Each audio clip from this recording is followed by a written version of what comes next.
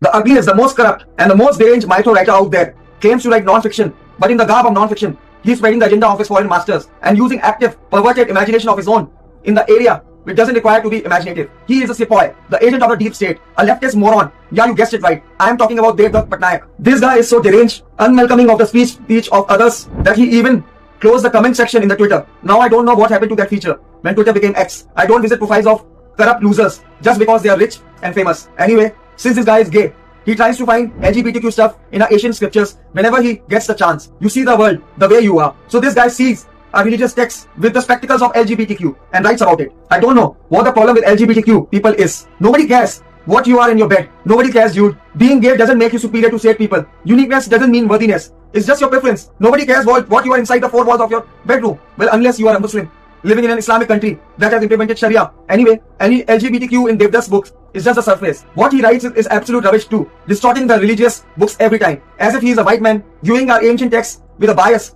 and hatred for Hinduism and Hindutva. My Gita, yes, it's your Gita only, full of imaginary stuff. So please don't shove it inside our heads. The very least you can do to gain respect of the Rashtrwadi people is categorizing a book as fiction instead of non-fiction. This Devdutt doesn't know Sanskrit, nor he is a linguistic expert in the same. Yet he explains the origin of Sanskrit words, their etymology, true meaning, often doing Sandhi Vichhed of them. I saw a whole lobby attacking my work.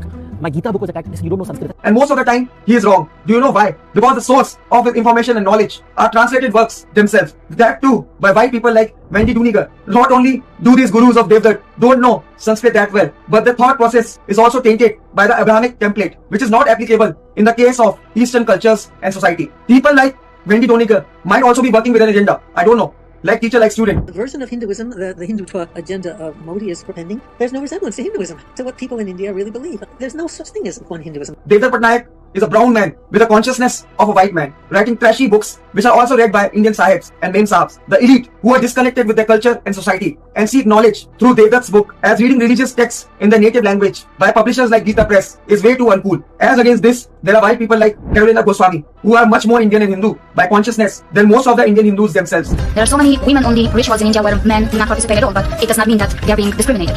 The same is the case with countless Russian, Slavic and German men and women who have devoted their lives to Krishna and are living in Mathura and Vrindavan. Hare Krishna, nosotros estamos aquí en Jaipur en el templo de...